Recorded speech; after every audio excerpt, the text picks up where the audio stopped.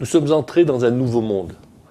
L'ensemble des entreprises, des administrations, des États sont confrontés à la transformation numérique de façon radicale.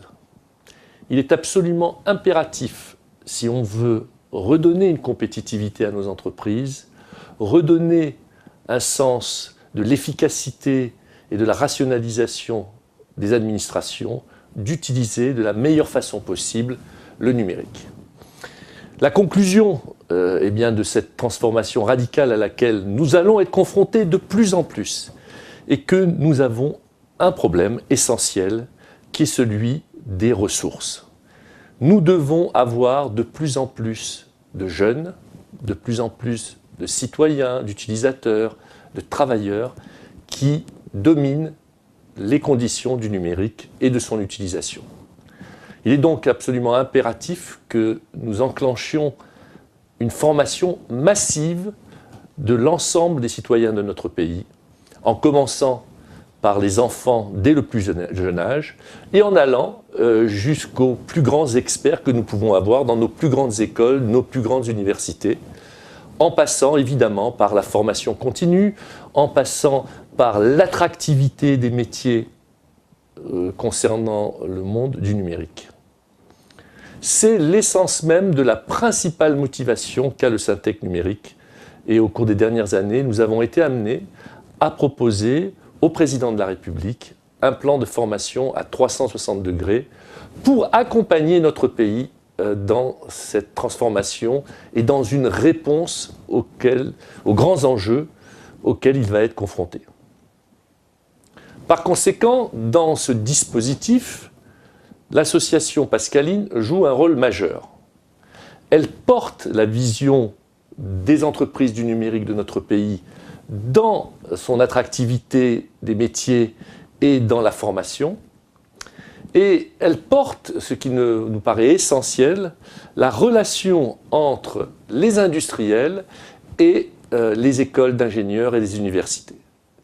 Il est absolument nécessaire maintenant qu'il y ait une proximité de plus en plus importante, de façon à faire coller les besoins des entreprises aux formations de ces écoles et de ces universités. Nous sommes arrivés à un moment où de nouveaux métiers apparaissent.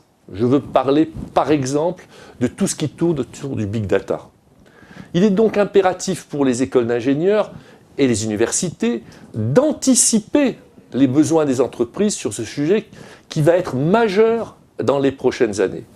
Il faut donc qu'il y ait un travail en commun pour permettre de continuer à ce que notre pays soit un pays de référence en termes d'expertise sur ces métiers, un pays où notre système nous est envié, où les grands acteurs mondiaux viennent chercher nos ingénieurs et nos universitaires.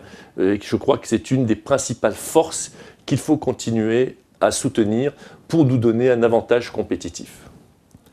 Enfin, il est important que Pascaline porte la voix pour permettre à ce que la formation au numérique et à l'informatique commence le plus tôt possible. Nous le savons, toutes les études convergent là-dessus. 90% des métiers, quels qu'ils soient, seront concernés par le numérique.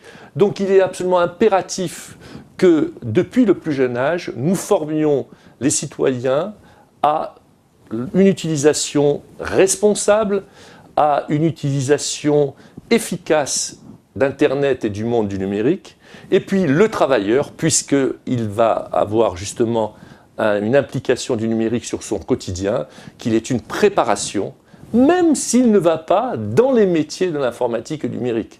Qu'il soit ouvrier, cadre, fonctionnaire, qu'il soit enseignant ou médecin, il devra avoir une compétence dans l'utilisation du numérique. Et je crois que Pascaline, en se rapprochant de toutes les associations concernées, pourra jouer un rôle majeur dans la diffusion de ce message auprès de toute la communauté éducative.